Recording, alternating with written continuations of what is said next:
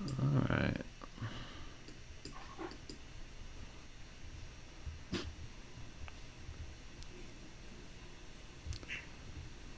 Let's see.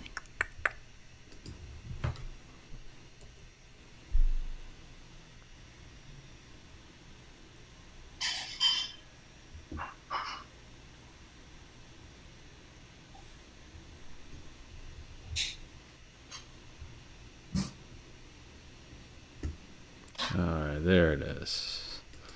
Definitely upgrading to the MacBook Pro with the highest memory for sure on the next computer. For sure on the next computer. All right, let's see. Let's go into there. There we go. All right, I'm going to push that out. Send to everyone. Very nice. Very nice. Very nice. Very nice. Very nice. Very nice. Very nice. Very nice. Okay, so that looks good. All right, 30 more seconds. Bastard. All right, cool. What happened? No, it's good. It's the it's a little it's good. It's good. Okay. It's good. We're all good. Everything's good. Oh man. All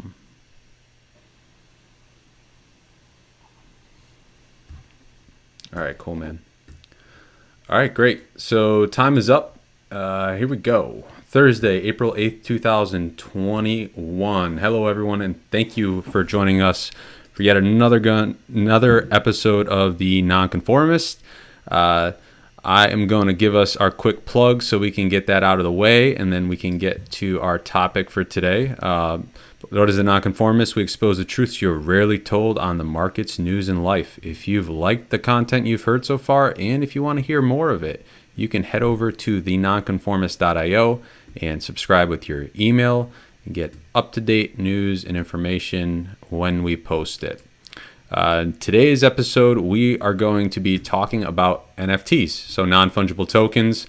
This is a topic that we've kind of touched on in the past, but non-fungible tokens have really started to pick up in popularity this year, and there's a lot of big names that have now come into the crypto industry to create things on top of these non-fungible tokens, like music, digital collectibles, artwork. We'll get into all that conversation today. After today's episode, you should have a pretty good idea of what NFTs are. If you were either an investor or a content creator, you should have a good idea on what you can do to actively start creating NFTs. And as we go back in our diary archive here at the Nonconformist, I think this episode will probably consist of marking one of the first years that NFTs have actually come to life and are now going to be around. A lot of people think these are going to be around forever now. They're going to be on the blockchain, so no one can remove them. So if you have any questions or comments throughout the episode, definitely leave them in the comments box.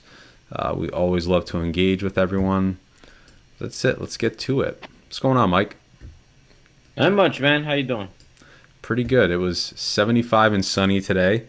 It's starting to feel a lot like spring here. And, this will be the second spring, I think, that we've been running the show. So I'd like to turn back to episodes last year to see where we were. I was the other day, a year later in COVID. So sun's out. I hope more people are getting out there, getting more vitamin D, getting more tanning, feeling better. How's it going down there? There you go. Everything's good, man. I'm just reading right now because I'm trying to share on Facebook, but Facebook and Instagram is down right now worldwide. Interesting. Oh, this is after Facebook's data breach of 500 million plus accounts, too, only 2 days ago. Yeah, they're not talking about that a lot, are they? No, not at all. I think we should be compensated. We should be compensated Should for be the a loss. Yeah, that's a data breach, right? Yeah, get compensated for that. yeah. You know, a lot of the thing that we've talked about a lot is like data security has been the biggest issue. Like, you know, one of the issues with data security is that a lot of the technology is built around of this concept of like centralized servers. Like, you know, a company has access to locks all their stuff behind a paywall. There's not any open source software, so there's not really the ability for people to help each other out and find, you know, holes in the code and everything like that. And these centralized data structures, we find that they don't work. Like, you have hacks just like this one. We've seen big hacks in the past, and that's what I find so interesting about these decentralized models that are starting to come out now. Because, you know, at least from what I know about privacy and security right now, you know, the decentralized model, it's almost like you can't trust the centralized authority anymore, right? And we got one comment so far. Appreciate you commenting. It's not a breach. Facebook willingly sold people's data, and they are the buzzword data breach as an excuse. What do you think about that, Mike? I think anything is possible. I don't trust anything these media heads say, and I'm surprised that when there is a data breach that they even say anything. You never know. There's a lot going on right now with cybersecurity, right? Because we're just talking about how Jamie Dimon and a lot of these banksters are talking about preparing for a huge cyber attack on the financial system, and a way to prevent against something like that is by centralizing all of these banks into one powerhouse. I don't know. Yeah, Oh, I know we are in dangerous times when it comes to cybersecurity, and our data is always at risk. yeah. We know Facebook is, I mean, not just Facebook. It's essentially any tech company out there, anyone that has the ability to collect data from either you know, registered users on a website or Yeah, our bank accounts, applications. Yeah. our social, yeah, No. anything. Our even it's simple stuff like your health records, right? At the hospitals. That's very sensitive information. That's why they're trying to push this vaccine idea out there. The implications to me are tremendous. This is a huge negative in my opinion. Just centralizing all your information into one system. Put all your eggs in one basket. That's what they're trying to do here. Why do you think that the U.S. is so far behind on data laws? You know, this is one thing that I was questioning with, you know, the vaccine passports and all this too. Is that Europe was one of the first. The UK was really one of the first on board with the idea of it.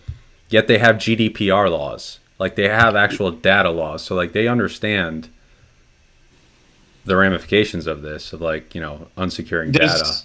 There's there's different reasons, right? And I think each reason has a different weight, right? So one of the largest weights to why we don't have data privacy laws here is because we're a nation of lobbyists, and the biggest companies in our country right now are tech companies, and they are right now the largest entities that are pumping the largest amounts of money into Washington and the lobbying system. So they could force their hand upon the system, which is government, to pretty much not create laws as fast as maybe they should. So you have like Europe. Think about Europe. A lot of these companies that are in tech, they're not centralized in Europe. A lot of them are here. Many of the ones that are not here are either in China, Israel, and you have a handful in Europe, but they're not as powerful as the biggest five, six in America. So that's one. That's one reason, right? But that to me is a highly weighted reason. So there's a large weight when it comes to that reason right there. And then you have other reasons like the government and bureaucracy in America is too big, right? There's too many agencies, and everything moves slow in Washington. It's another reason. And then we're so capitalistic in the sense of cronyism. So everything has to do with everything has to do with money, but on an extreme sense. Like we break everything down to the tenths, millionths decimal place when you can to make a profit. So data is just how highly profitable that here in America we can't turn away from it because we love money so much. So it's just too easy for a nation like America to exploit these types of data systems and information systems and things that we have in within our our world, this Mm. data. So there's all those reasons, right? There's a combination of them. I don't think it's just one monolith situation. But then you could say bureaucracy. Europe's bureaucracy is bigger than America's. They have independent nations, and then they have the EU, which is a huge bureaucracy. So how is it that they could? But then that's why I go back to maybe it's because these are American institutions. Mm. So Yeah, we like it's. I think definitely in this country and the world. I mean, we've talked about it a lot, but we need to start considering data to be almost. It's a human rights issue at this point. If everything is trending online and if the future is online in a digitally connected world, which it will be, everything that you do online traces back to you at the end of the day, right? You have your own identity on the internet, and these small little breadcrumbs of data, and people don't. I don't think we fully appreciate it yet. How valuable and how important it is. But these conversations that we have here, and the conversations I think that are going on right now, from within the broader public of like the vaccine apps and everything, I think they need to be heard because it's like one of those things where we're so early right now where and the information's so valuable where like once you start and it's out there and they're already collecting it, like we know that every country has a department that's conducting surveillance and everything like that, but there's a difference between I think that and actually putting the information to use like we are now with restriction of movement, restriction to assembly, social credit scores like we talk about. So, if you're watching and you don't already understand that your information is valuable online, it is. And just, with Facebook though, and a lot of these websites, like say like you did delete an account and you have the right for a lot of them to actually email them and request that all your information be deleted. And they have to by law have to delete that information. Delete, I say delete, but it's hard to know, right? Because they say that anything that you put out there, it's never deleted. I don't know. I'm not that savvy when it comes to tech, but there are engineers out there that are able to reconstruct lost data, right? So right. refragment and all. So I don't know. All I know is whatever we create, which is what we're doing every day. Anything that we do, we're creating data. If I'm even if it's not digital, it's still data. It's just what's data is pretty much it's information and energy transferring over from one thing to another and back and the feedback of it. So as time goes on and we become more digital as a human species and we Mm-hmm. become a symbiosis, right? Yep. Everything is gonna be data. Yep. And it goes back to even the Matrix. Originally, the Matrix was supposed to be about data and not energy, because everybody thinks that energy is like it's the everything, it's the tell all, but it's actually data. Yeah, energy is just a source. You want energy to produce data. That's why we want energy. Mm. Energy Mm. is what produces something more valuable. You use Right. that's why oil is only important because of the uses of oil, right? There's a lot of uses of oil. You produce with oil. So that's why oil is important. Data is important because it produces so much. It's so much information out of zeros and ones. Yeah. So Yeah. that's gonna be the next war is gonna be cyber warfare on a large scale, and it's gonna be about data and all types of shit. Yeah. And the blockchain is going to come in to that phase. I mean, this is kind of the next transition that we're seeing now. Let's. What do you say we get into some of the NFT conversation, and then it's probably a good segue from there.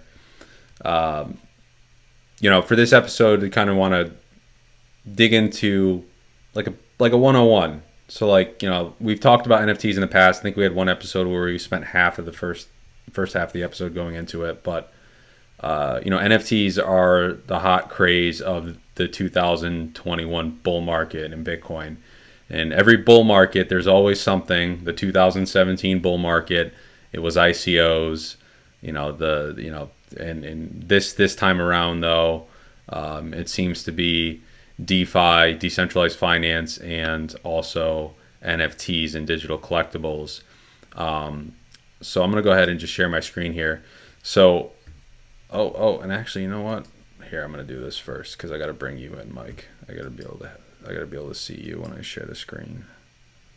Hold on, stand by, everyone. Stand by. All right, here we go. Perfect.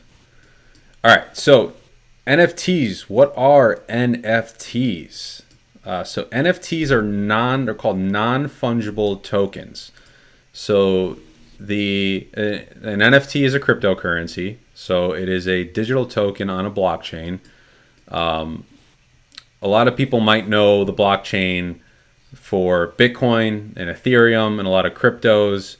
And what makes NFTs different than traditional cryptocurrencies like you might see like Bitcoin or Ethereum is that Bitcoin is considered, it's supposed to be fungible. So what that means is that like one Bitcoin equals one Bitcoin. The difference between a Bitcoin and another Bitcoin, there really is no difference, right? Same code. It's a unit of account. It represents like monetary value. Whereas a non-fungible token, one NFT is different from another. So they're unique.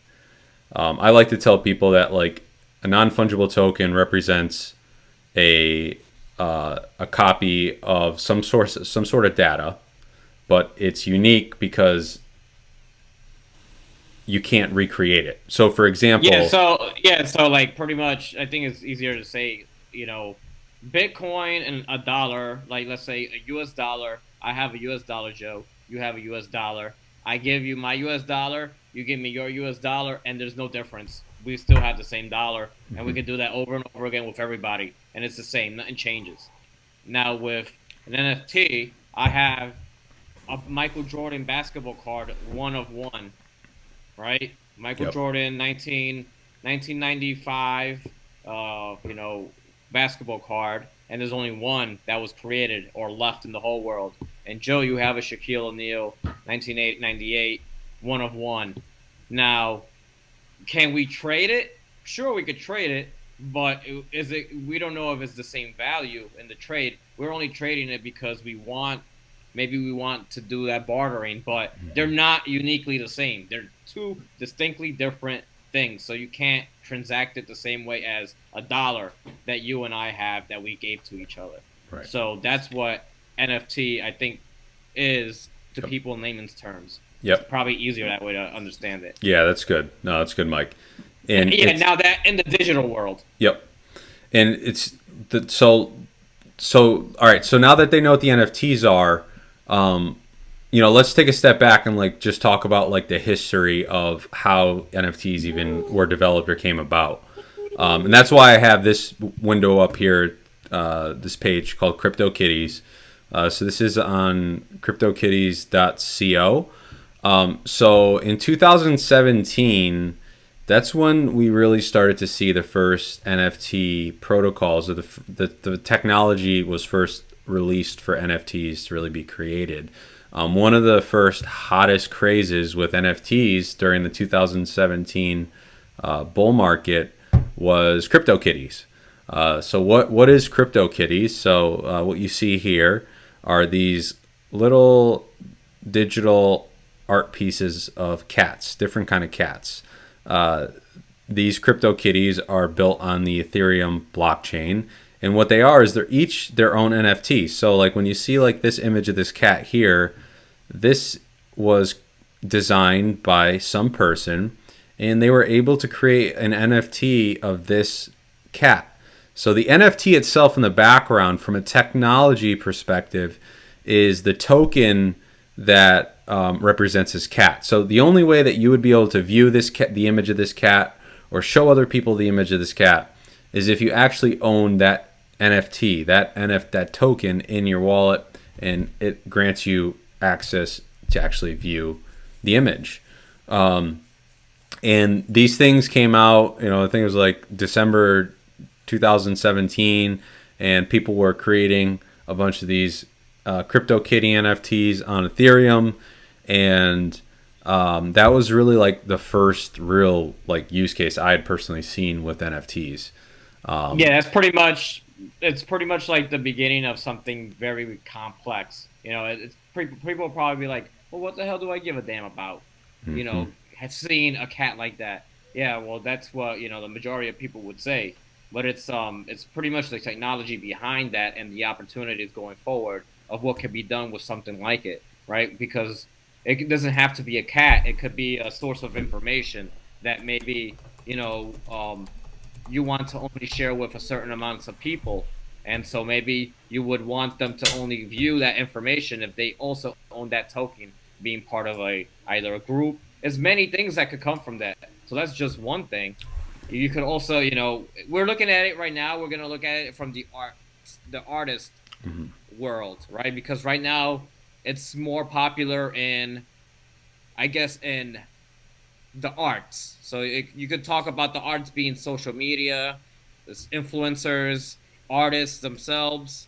That's what's happening right now. But the technology on its own has many positive implications for us going forward when it comes to protecting not only information but also copyrights, a bunch of other things. So yeah, no, it's good, and it's important to understand that like Mike said, and you can create an NFT out of a bunch of different things online. So you can put an image behind one or mint an image on one. It could be an audio track. It can be it can be access and exclusive rights to a venue. So like tickets, like online tickets can be NFTs. NFTs are really just a way to take anything in a digital format and just make them scarce online. Like digital scarcity is something that I think that like a lot of people don't understand yet, that like we can now have something that is scarce online. There's only 2 copies of that, whatever it is, a photo, a song, a ticket, and there's a way to do that where it can't be recreated, and it's huge. And like you were saying, Mike, it's got massive implications. Especially if you look at digital evolution, we're moving closer to living within the internet. We're going to live in the computer. With VR developing and getting further and further along, AR, we're going to come to a point where we're going to live majority of our lives within this other reality, virtual reality. And so these types of things will become more concrete within that other reality. And people might think that's crazy, and probably it is, but 30 years from now is going to be a norm. The same way as right now, podcasting is a norm. When 10 years ago, people didn't even know what the hell a podcast was, right? Cell phones. Look how cell phones have adapted from 20 years ago. Right? This is where we're going to. And everything is going to be now in a digital sense. Now, this next example that you put up, Joe, is a perfect example of why NFTs are becoming so popular and why there's so much value behind it, right? So Kings of Leon created an album, and the masters were converted into an NFT and is being sold and auctioned off. So anyone with the amount of money that that they could have to purchase this, if they go ahead and purchase this, they will own the masters to Kings of Leon's new album. Think about it. Owning the masters of an album, that's what record companies do. When you talk about the Beatles catalog, their whole master catalog, Michael Jackson bought that for hundreds of millions of dollars. And that shit's worth billions of dollars, right? Now, when you talk about one album, its masters for one album the potential of turnaround for for profit is ridiculous, Yeah. right? Yeah, it's huge. It gives them, so again, how are they able to do this? Well, since they're able to have a platform now to actually create the NFTs, because that was the biggest thing in 2017 is like the tech was new, but there's no one that created an interface yet to allow people to actually create NFTs, right? So now that we're at that point where there's interfaces to allow people to create NFTs, they're able to upload the soundtrack or the masters, like you're saying, decide how many copies they want created. They click enter, and then the blockchain mints it. It creates all those copies, one of 100, one of 500, whatever, and then they're able to sell those off. And they control the distribution. They control the rights to it, and I don't know if they've done it with their NFTs, but you can even set up a feature when you create your NFT where you can get a royalty on all of the transactions that happen. So, because since people can trade these back and forth, so say in 5 years, if you have the masters to this Kings of Leon, you have their NFT from this one album, you have the rights to the masters, you can, maybe you want to sell it in a couple of years. When you sell that, whoever you sell it to, the original minter, so Kings of Leon will get a percentage of that sale price. It'll automatically go right back to them in crypto, and that'll happen forever, for as long as that NFT is around. So the other cool thing that I thought of this is that like we haven't artists, like you think about painters, right? Like most painters become famous after they die, right? That kind of thing, and they don't actually get. And even if a painting is sold time and time again, there's the original artist doesn't actually get paid on that, and it's because the tech and the infrastructure. There was never the ability for us to do that. Now we have that through NFTs, through the blockchain, so that the heirs of the Beatles or the heirs of these artists can continue to be compensated for that content time and time again. As years go down the road. Really cool though. Yeah, this is a beautiful type of capitalism right here. Yeah. Right? This is something where it's very fair and equitable for everybody, for all the parties right here. You're able to create something and sell it for whatever a person feels like it's worth, and now you have something permanently in the system. And if you have a smart contract set up, you have something there written in stone forever. Right. Decentralized. Right. Decentralized. Right. Yeah. Huge. All right. So music's one industry this is definitely popular on. So like even either the artists themselves or producers, like even now producers that make the beats, they can link up their beats onto NFTs and then sell as many copies as they want. I've seen that. Let's take a little pivot real quick and talk about a news article that just came out this week as well. Playboy, and I'm not going to pair up Playboy with the adult film industry, but both Playboy and pornography are these industries that have always had to deal with censoring or laws and regulations. They've really been adopting NFTs quite heavily. This news this past week came out. Lifestyle and entertainment company Playboy plans to launch NFTs with Nifty Gateway. So Playboy now will be looking to take their images of the girls and other content, and instead of just putting them in magazines and distributing them around the world, what they'll be doing is they'll be taking those images and that content, minting them on NFTs, and then distributing those digitally. So for them, I think their move is probably more of control of the distribution process, getting into a new form of tech for their content. And also, I think like getting those royalties in the back end is going to be super popular for them. Yeah, I think that industry, especially like the porn industry, they're always at the forefront of everything. Mm-hmm. When you look at back then before cassettes, when it was the actual film industry, they were one of the first ones to adopt cassette, and they saw the future in that before others, even before even Blockbuster and all that saw. the writing on the wall. And now, when the internet came out, they were the first ones on there figuring it all out, that technology. And look, they're a multi-billion-dollar business, and now they're getting into NFTs. And now, if you continue to follow up on them and see, how it is that they're working that system, it'll give you a very a great view of what's coming up next, or actually how to even mimic it for your own industry. Yeah. Yeah, in the adult film industry too, it's been huge because, these industries, especially things like pornography, right? Like you've had independent, porn stars or adult film actors or actresses who are going about it legally, like especially in states that are legal to be in that industry and distribute your own content, but they've had to deal with the hassles of dealing with centralized third parties. For example, if you are a porn star and you have an OnlyFans account and you're trying to get paid for that content that you're producing legally, but your bank shuts you down, they won't allow you to open up a bank account because of the industry you're working in, right? You don't have banking.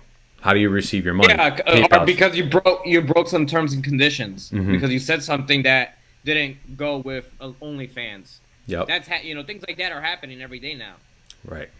And then in that case, the platform OnlyFans, decides to remove your content from there, right?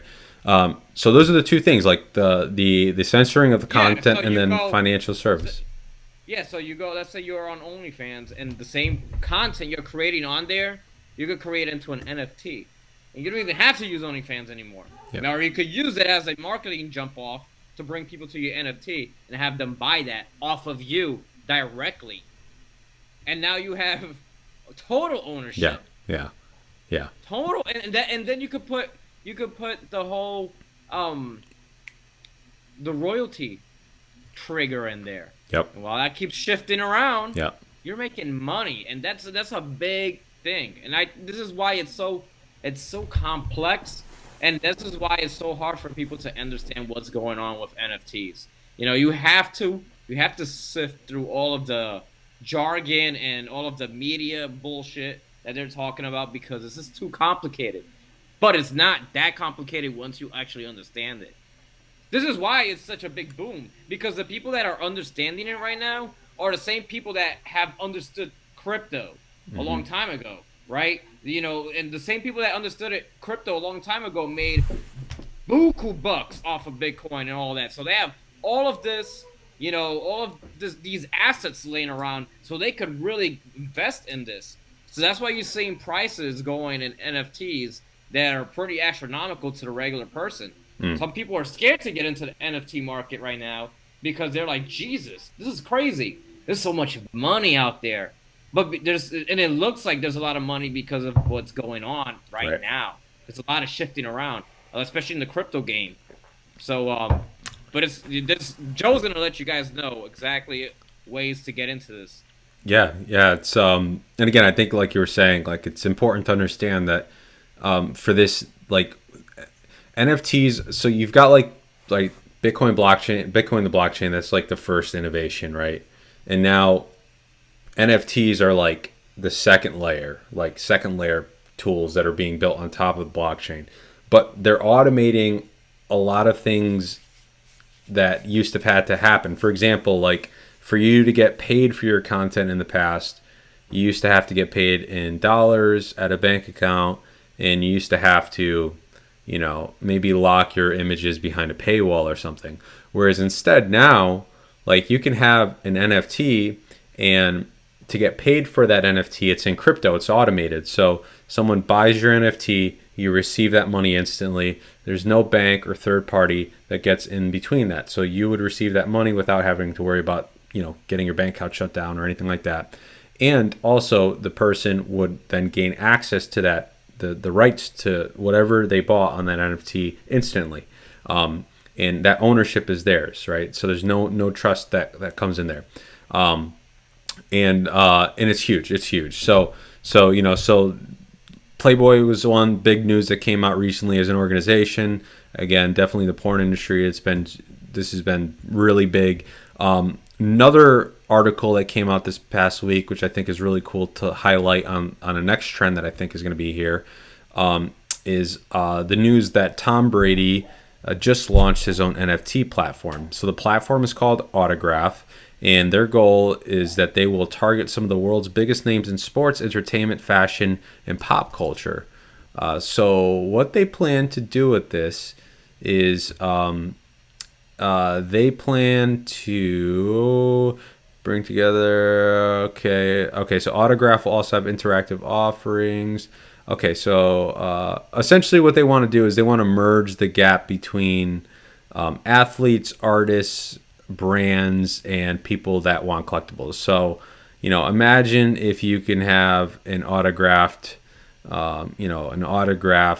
baseball card that's really a non-fungible token, right? And there's only like 100 of them, right? We have that today in the physical world, right? We have baseball cards, physical baseball cards, but there's no representation of that online. There's not. There's just, I have the physical card, and the only way that I can sell or prove that I own this is if I show you it in real life. I can't display it online unless I take an image of it and put it up there or anything like that. But if I have an NFT of the same type of card or autograph, I now have the ability to trade it online because you can trust that that's an actual own thing. There's no fraud of it. It's the actual copy. You can verify it. It's on the blockchain.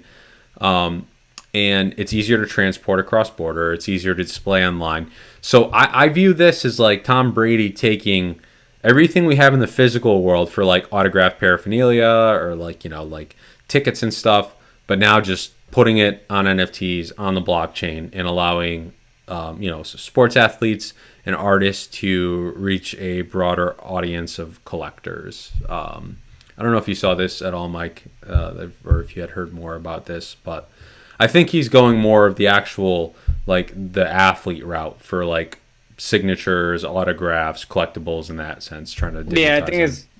it's more, with autograph, that name alone, it goes well with, exactly what we're talking about with memorabilia and all of that.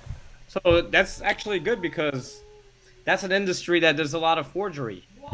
Yes. A lot of frauds. Yes. So this is going to be profitable. This is That huge. industry that's a multi-billion-dollar industry in itself. When you think about memorabilia, how some a Mickey Mantle shirt, from the 50s could go for like $1 million. Yep. Now think about it in a digital sense, or think about the attachment of both, right? The NFT itself being the certifier of that product. There's a bunch of stuff there, and everything that we save it digitally, right? So if you have the authenticity through an NFT, now you have something that somebody else could see as like, oh, this is authentic, this is real. I'm not gonna get fooled. So, Yep, I agree. This is gonna go with almost everything in the future. Yeah. It's gonna be, it's gonna come to a point. It's gonna be like, like a barcode. It's gonna be like a barcode. Yeah. Think of it. Imagine buying a Magnum bottle of wine, right, from the 1800s, right, and it being certified by sommeliers and everything that particular bottle of wine that you have, with some type of connection with an NFT, will certify that that's is legit. There's more security in that than the way that they have certificates signed, and how much forgery there is, right, just with that. Yeah. So yeah, the biggest thing that stakes out is like the forgery, like you're talking about, like the fraud involved of autographs or anything. I almost view it as like, even in the future, if you have a physical collectible, you'll want it to be represented online as as its own scarce identity online, because there's no way for you to prove online that it's real unless you actually have something that's certifying that it's real, right? Just like in real life. Yeah, so Tom Brady's there. Let's go to the next one, though. This is just another quick reference here on just trying to build a context into, like, the scale of these NFTs. This is about 2 weeks ago this news came out. Mark Cuban, Joe Lubin invest in a new NFT social platform, Nifty. So what they've created is a So they've created a platform. I think they're calling Lazy. Lazy Mark Cuban.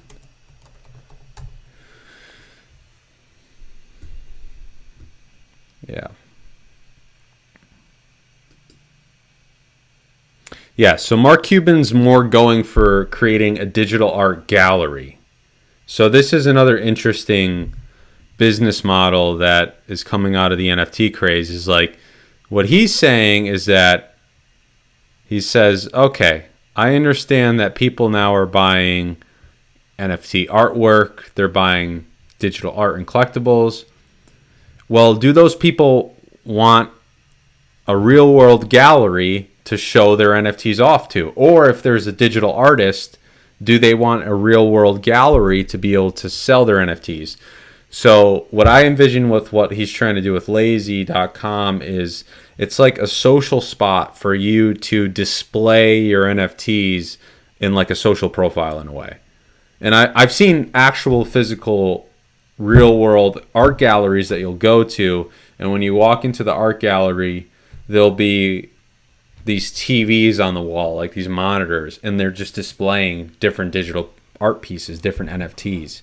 So if you were a buyer, you could go to that art gallery, you could see that NFT, that image on that screen, and you can see, okay, there's only 5 of these in the world, and you could decide to buy one, so you could see it on display. But Mark Cuban's going more for the social kind of strategy with this to allow people to actually display what NFTs they have, what artwork they have and stuff. Interesting. Yeah, concept. it's like an Instagram, but yes, you have to own an NFT to actually display it, or maybe you are on the social media site and you're just glancing through people's ownership, something like that, and it makes sense. Hopefully it works out for him. This is all new, right? We're gonna see you're gonna see a lot of innovation coming from here. You're gonna see new social media sites, maybe just like Mark Cuban's, where you could actually display and look, maybe trade. It's a bunch of stuff that is gonna be coming out from this type of technology. So it's pretty cool. It's pretty cool stuff. Yeah. I think it's hard to convince the populace of the importance of this, and then the term importance. That's hard to actually. It's not a lot of power behind that word when it comes to things like this, because for a lot of people, what's important is being able to fix your shed and actually being able to go out buy the tools for it and things like that, right? So when you look at something like this, it just looks like a bunch of vanity stuff. Mm-hmm. It's just vanity, right? So it doesn't seem important. It just seems like there's a bunch of Gen Z and Y with money that's just foolish, throwing money around, right? That's what it seems, and it looks like it. But there's a lot behind all of this stuff. Yeah. So yeah. And so let's just say you're someone now, like we talked about what NFTs are or the history of NFTs.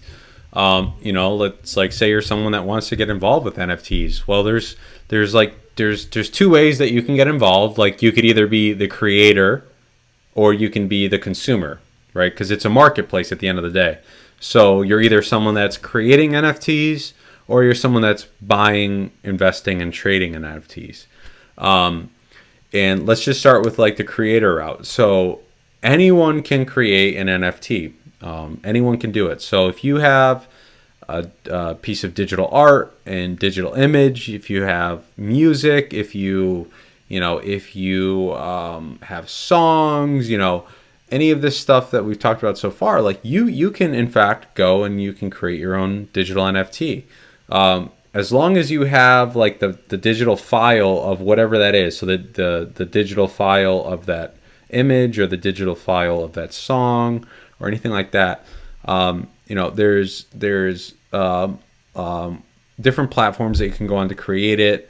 We're not going to go too in depth in this video, but like Nifty Gateway, there's Rarible, there's OpenSea.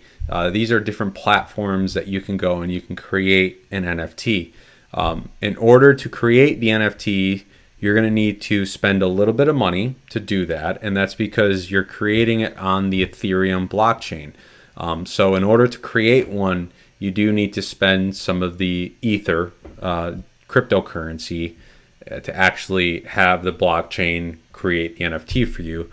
I had done it with an artist friend of mine about a month and a half ago, and I think for him to mint 100 copies of one piece of artwork, it cost him something like 60 USD or 70 USD. So it's not too expensive, and he created 100 copies of it, and that's all he had to pay. And then that'll get cheaper with time. That's only because Ethereum's really being used a lot right now. But all you would do is you'd go on these websites, you would create an account, you would fund your account with Ethereum, you'd upload your digital file, and then you'd type in how many copies you want to create, and then you'd create it. And then you have an address to that NFT. And those websites that I brought up, those are marketplaces as well, so you could list them for sale on the website. And you can start selling NFTs like today, like literally right now if you wanted to.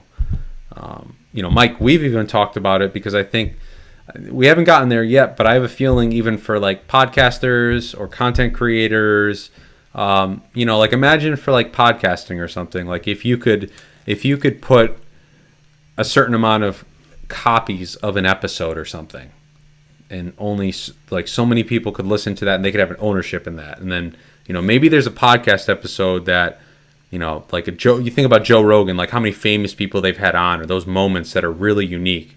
And imagine if you are you gonna talk about stuff that is gonna be censored most likely on these other sites, right? So you come and you fucking create an NFT episode, you put it out there, you say on Patreon, look, this is what I got out here, or you bring them to the site. You want to listen to the next podcast?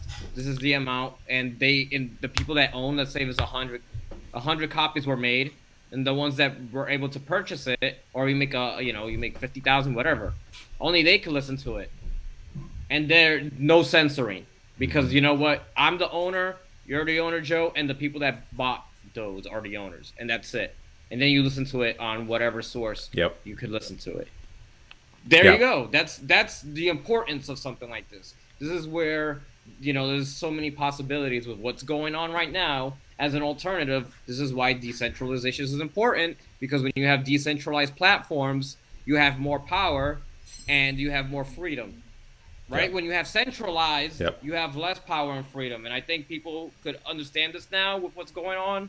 You have a lot of people being censored. You have all this stuff going on. You have a monolith system taking over and pretty much pushing naysayers aside, right? People that don't conform to the system. Mm-hmm. And now people like us need to look at alternatives and things like this. These are alternatives. And what's so great about this? This is great because it's revolutionary. Government still doesn't know what to do with this, right? Laws have not been made yet to actually, combat in their minds how to handle this. This is moving too fast for them. So this is where you get in. This is how you get in, and you pretty much protect it as much as you can, so that the government and all those centralized systems don't come and try to, do something. It's hard because this is on a blockchain. Yeah. And it's not only on Ethereum. You have another blockchain system that's even simpler. I forgot the name of it, but it's even simpler than Ethereum. So, and they're gonna keep coming out with more to make it easier and cheaper. This is what true capitalism is, right? Yeah, and it is important to remember that these are still, it's crypto. So like in order to interact with NFTs, in order to buy and sell them, in order to create one, you need to have a crypto wallet. So like you are going to be working with cryptocurrencies, because like when you buy one of these NFTs, it's almost like you bought a cryptocurrency. And it's like you bought Ethereum, but if you're buying the one on the Ethereum blockchain, you're buying a piece of ether that is actually not fungible. But that NFT, but that NFT will be stored on your Ethereum wallet if it's an Ethereum-based token. So and it will be transacted within the Ethereum blockchain. That's how that's going to work. Now, what we have to see is if there are alternative blockchains, then what system is going to be the center system, right? Like right now you have people that use Gemini and all of these types of companies to, buy and trade Bitcoin and other, you could buy Bitcoin, and then if you want to get Ethereum, you could sell it on there and buy. You could do that. So now we have to see how that's going to be worked in this NFT system, right? Because you have other blockchains coming out that are not Ethereum that are also creating NFT, blockchains. So there's a lot to happen here. So I hope any of you guys that are really into tech could do something great with this stuff. Yeah, we're very, very early. Like, this is like the first year that it's really becoming mainstream. So if you're super interested into NFTs, this episode would have given you kind of an overview and kind of a high level conversation about it. But I really encourage you to like look into it, like YouTube like how to create an NFT and watch videos and check out some of the platforms that we talked about. Like, again, like Nifty Gateway, Rarible, OpenSea. There's a ton of them now.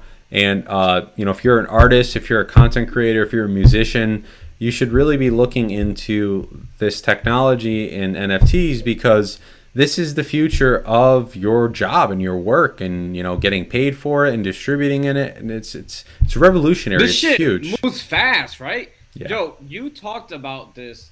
You were telling me about NFTs 2 years ago. Mm-hmm. Like, you kept talking about these non-fungible tokens, and I was like, all right. It's like I wasn't getting the sophistication behind it. I just knew you were explaining something to me about it. And it was like, all right, that's something there. And then time kept going on, right? And then 8 months ago, you're like, oh man, NFTs are, it's gonna be the thing. And then look, that was over a year and a half ago. You told me this, and then now it's all over the media. Yeah. That fast. Yeah, so imagine it's crazy. if I would have been productive, right?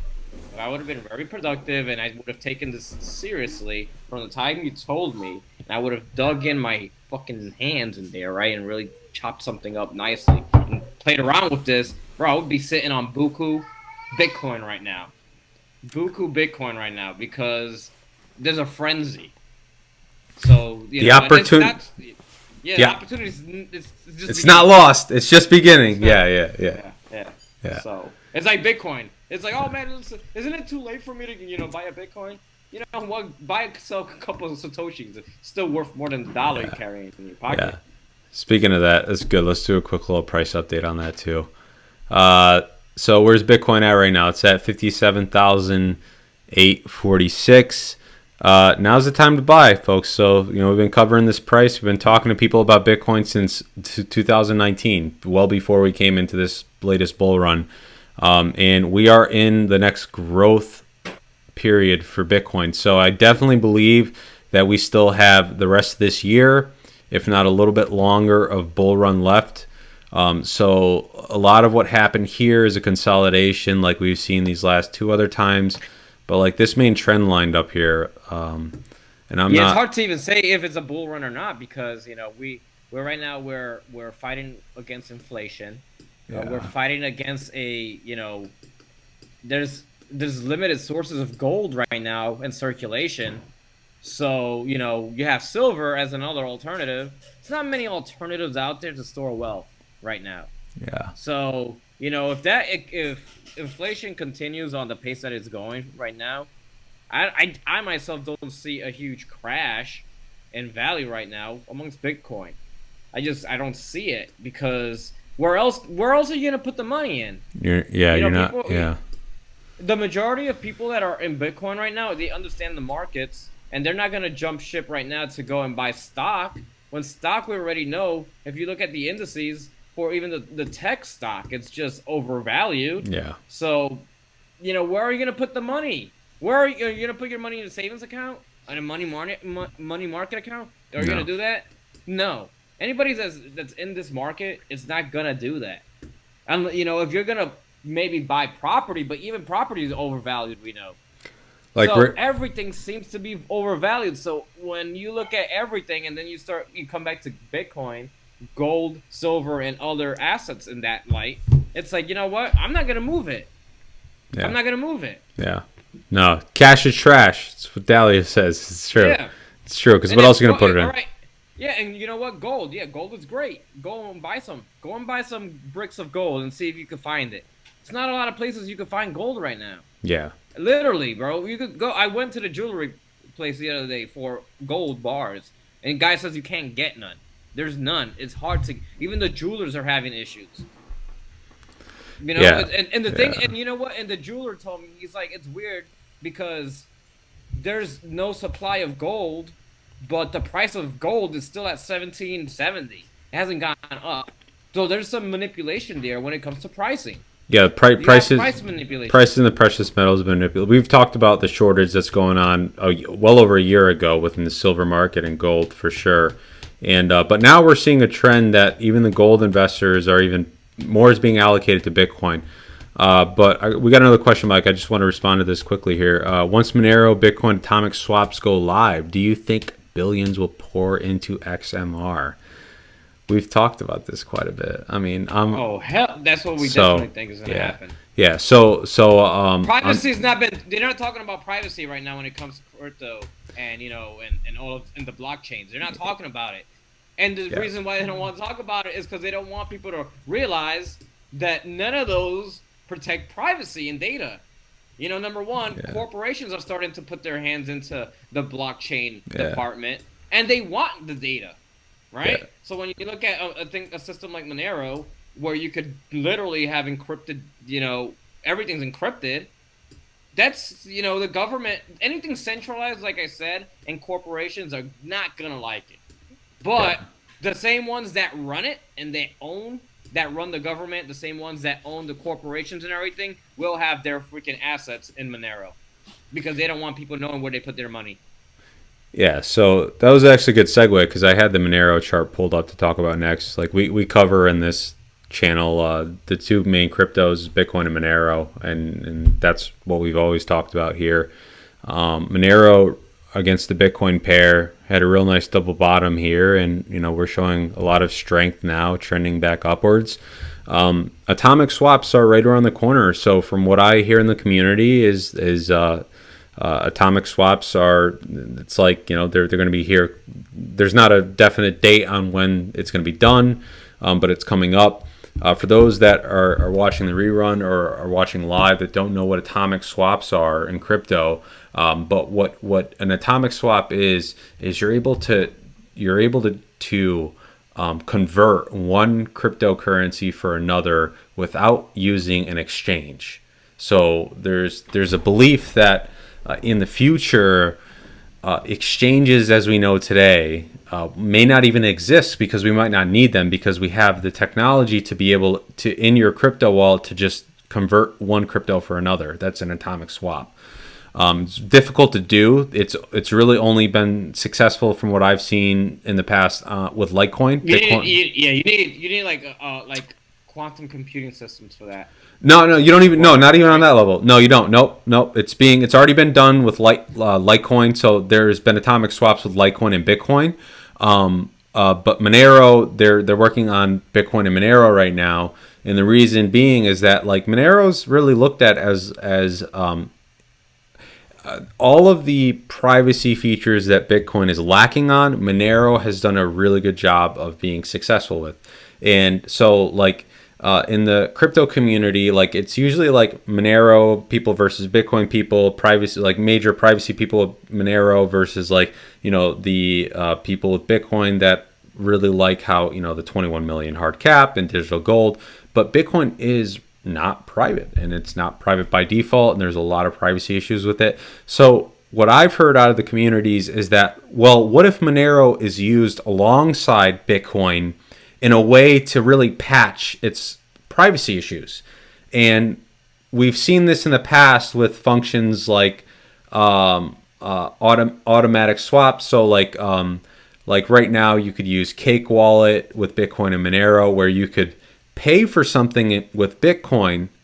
You can pay in a Bitcoin address, but you could really use it paying with Monero.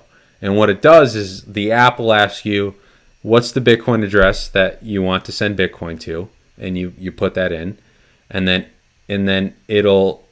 the app will do a exchange rate and tell you how much Monero to spend, So you'll put the equivalent amount of Monero to spend, and when you click send, what it does is it takes your Monero, converts it into Bitcoin in the background, and then sends the Bitcoin to that address that you wanted to pay for. That's an exact example of like an atomic swap that you could use where, you're using Monero, but you're paying in Bitcoin. So you're able to get all the privacy benefits of Monero because no one's able to actually track and trace your wallet addresses, and they can't see anything, but they still get paid in Bitcoin. So to answer, in my opinion at least, like, this has been talked about quite a bit. Like, I think that there's definitely a demand for atomic swaps in the BTC XMR pair. Like, there's definitely people in the Bitcoin community that want the ability to transact privately and want the ability to clean their Bitcoin. Because right now, if you wanted to remove, the trail of, or you wanted to have the ability to, say you're someone that believes in private privacy with money, and you wanted the ability to, take your Bitcoin and make it more private, like you would use something like a coin join or some type of tumbler or mixer, and that's the only way you can do it today. But in the future with atomic swaps, you could use Monero, and you can go in and out of Monero with an atomic swap, and I think that that's very desired so far. So yeah, to answer your question, in my opinion, I think that it'll be demanded. So Joe, so that means that if I want to fund some gorillas down in Central America, I could pay them in Bitcoin and then have it sent over into Monero, and I could fund a nice little war down there, Central America, and not be traced. So I'll rephrase that question. Let's just say you're an activist, right? And you're an activist in another country, and and you are someone that is looking to accept donations in cryptocurrency to fund your nonprofit organization or something like that. And but you still needed to be anonymous in transacting money because of the risk of the country you're in of being flagged and then detained and interrogated and stuff like that. Yeah, you could. In that situation, you very well could. I think spies, like the intelligence services, are loving Monero right now. Right? Think about it. If you're going to conduct clandestine operations in other countries, and you don't want to see the movement of money, right, of dollars, and you can't use Bitcoin anymore, Monero's the one. That's why I think Monero is going to exist. It has to. It's like Tor. It has to exist. Yeah. We're not, it's not just people that, it's not just, you have government agencies. They move money quietly, and they need ways to do it. Mm-hmm. How are they going to do it? You're going to do it with things like Monero.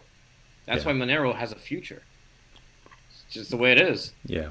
Yeah, we covered, it's the topic, you talk about, it's a little sensitive, but like we covered the fact that a lot of DNMs, darknet marketplaces, today are using only Monero. They're not using Bitcoin. And, for someone like myself who's looking for investment opportunities, you can't ignore something like that because, Mike, like we talked about at the beginning of the segment, porn stars and, some of these what are considered dark actors in society, tend to adopt these technologies first before mainstream does.